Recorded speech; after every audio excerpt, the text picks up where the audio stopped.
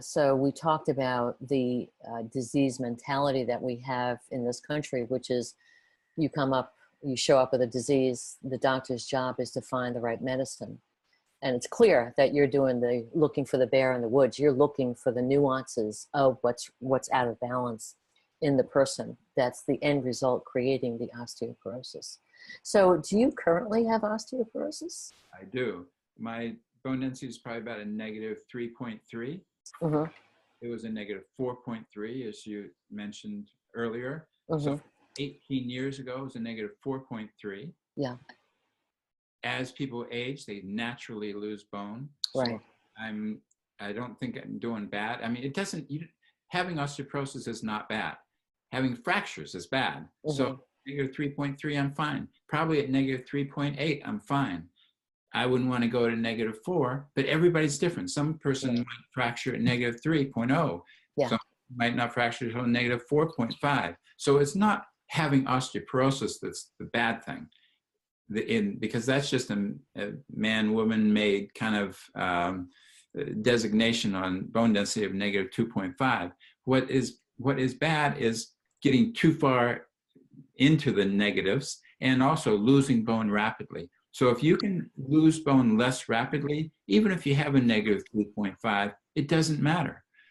You don't want to keep losing it. But like I said, I'm 18 years into this, and I'm one whole standard deviation better than I was 18 years ago. Oh. So I'm not losing bone rapidly. I haven't broken anything in 10 years. And you just recently came back from Africa, running in the hills of Africa at 8,000 feet above sea level, yeah? I did 16,000 feet above sea level. 16,000 feet? Yeah, I went up to Mount Kenya. That's 16,000. Last year I went up Mount Kilimanjaro at 19,300. And this year I did Mount Kenya at 16,300. All right. So there you go. So you're in good shape. But also, I crash on my bike nowadays. And I crashed 2 years ago, and I got a pulmonary contusion, and I got a concussion, and I was spitting up blood, and I didn't break anything. So that's good news. That's good news. As I was lying in the I was kind of dazed, and I was thinking, oh, this is fun. I didn't break anything. Yeah, this is good news. The blood spitting up, okay, that's not so good, but no bones broken. So we have a lot of people on the call who are breast cancer survivors. And in my Bones tribe as well, we have breast cancer survivors. So a couple questions that I have for you is, why is it that doctors don't recommend a DEXA test prior to any drug treatment with breast cancer? Beyond me. DEXA's bone densities are not perfect, no doubt about it, but they're a great tool. I think everybody should have a bone density at age 40. 40. Yeah, and they're inexpensive. There's minimal radiation. Why not? Why wait till a person's 50 or 55 or 60? It makes no sense. We can do much more for them at age 40, and I'll guarantee you that if a person is going to get osteoporosis, we're going to know at age 40. They probably have osteopenia then. So we know they're at risk. Let's change things now instead of waiting. We have to have a drug. And the same thing with breast cancer. Everybody should have a bone density beforehand. So we can monitor not only just a bone density, but a bone resorption marker. They really need to have either a N-telopeptide or C-telopeptide or deoxypyridinoline, preferably a C-telopeptide because that's the more accurate of them. Then we can see, how much is their osteoclastic activity increasing? And probably you're going to have to go on a bisphosphonate for a while. If these drugs just really increase osteoclastic activity. I think there's probably a 5-fold increase in fracture risk for women on therapy for breast cancer. So it's huge. You cannot fight that naturally. So what you're saying is that if you've had breast cancer and especially if you're doing a estrogen suppressant, especially if you're doing that, then your thought is that there needs to be bisphosphonates for a period of time. Yes, but let's do it sanely. Let's Yes. not just throw the person on a bisphosphonate. Let's get their baseline bone density, get their baseline C-telopeptide. Let's say C-telopeptide is baseline 280. You start the medication, maybe they're on tamoxifen too, who knows, but their C-telopeptide goes up to 500. Okay, we know that their baseline was 280, they're at 500. Let's see how we can drop it down. Okay, if we have to do a bisphosphonate, let's do alendronate. Let's say we do alendronate, which is Fosamax. So let me just quick go through the drugs. If you don't, is that okay if I quick go? Yeah. There's alendronate, which is Fosamax, residronate, which I think is Actonel, ibandronate, which is the Boniva, which I hate. That's the one people get the most adverse effects. Why do you hate Boniva? Because Sally feels? So many people get adverse effects from it, muscle aches and pains and joint aches and pains. So that seems to be the worst of all of them. And zoledronic acid, which is reclassed. So and Zometa for bone. If you have metastasis of the bone, they use Zometa. But so that's a yearly infusion, and that gives people some aches and pains, but actually less so than Boniva. So my favorite is the Fosamax, the alendronate, because if you start having any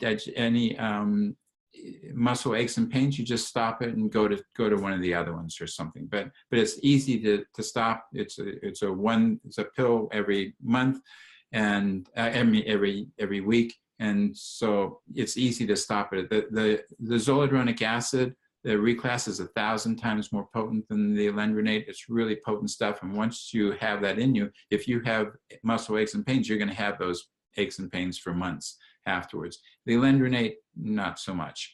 But let's say we start alendronate.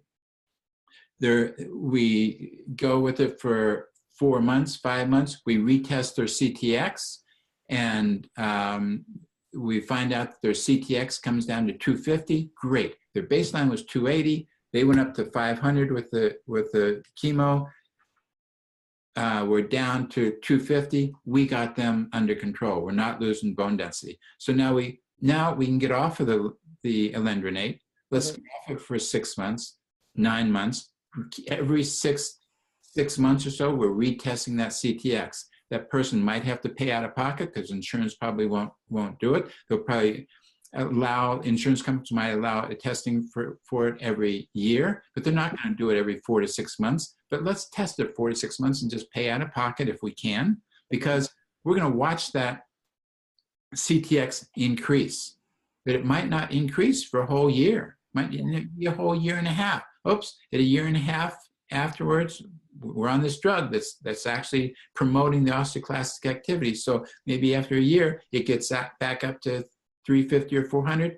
You better go back on the bisphosphonate for a year. But you can milk it that way. You can go back and forth and really scientifically look at it. So you don't have to be on a bisphosphonate for 5 years all at once. Because when you're on a bisphosphonate for 3 years or longer, then you increase dramatically your chance of osteonecrosis of the jaw, atypical femur fractures, arrhythmias, things like that.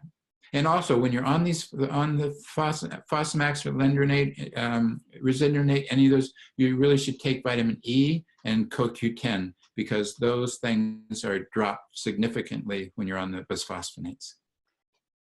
Excellent point. Have you seen osteonecrosis?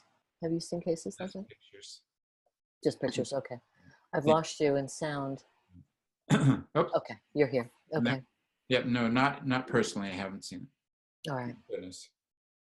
So many participants in the call said that they've been on bisphosphonates for 5 years. The protocol for Teo, and I bet Prolia, most of them have never had a baseline CTX, NTX, one of the bone resorption markers, which is a crime. Right. A person should never be put on a bisphosphonate until they have a baseline bone resorption marker, until we know what level of activity those osteoclasts were at before we started the medication. Right. So they're just looking at the DEXA test and saying, okay, here you go.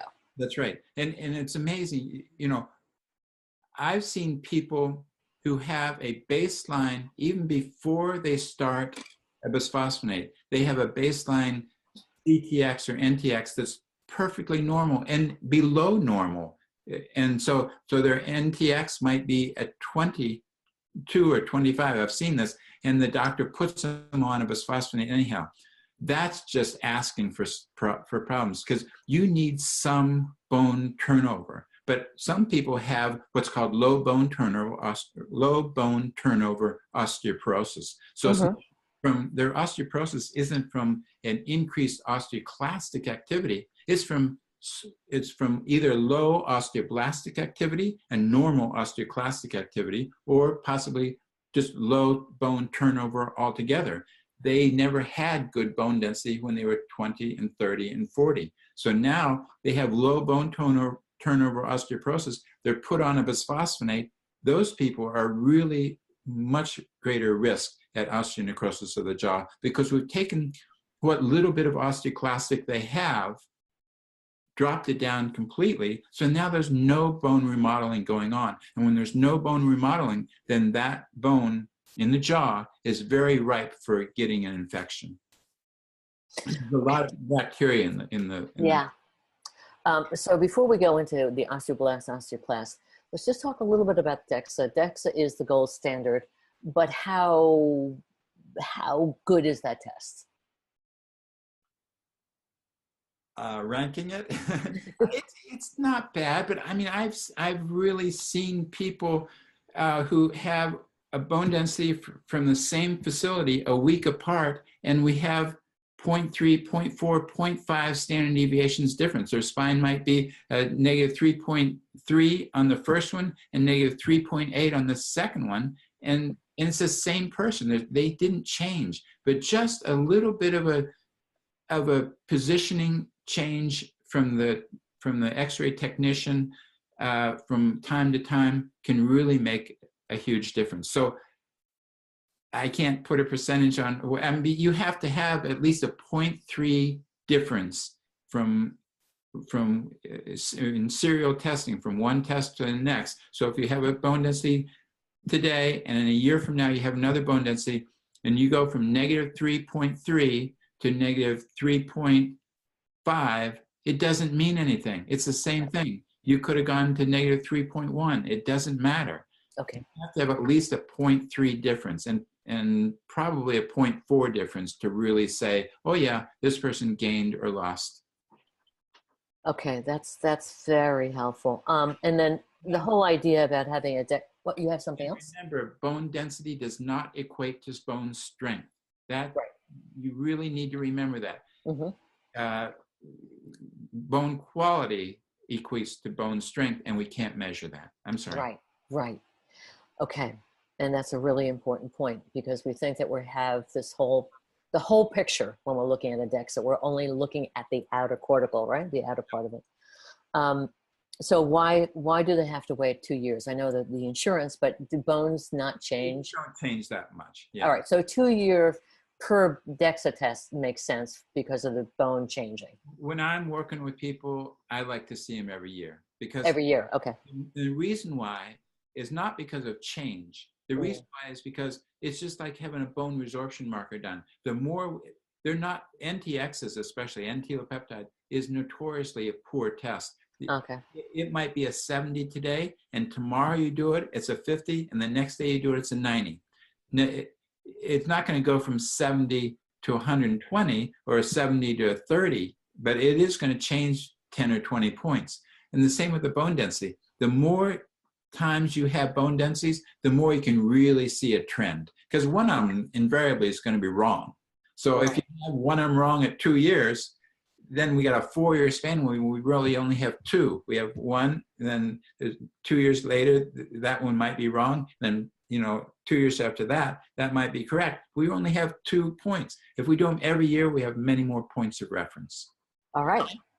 But people should get them at the same time of the year. The Yes. same facility is vitally important. Yes. And the same machine. Yeah. Yes.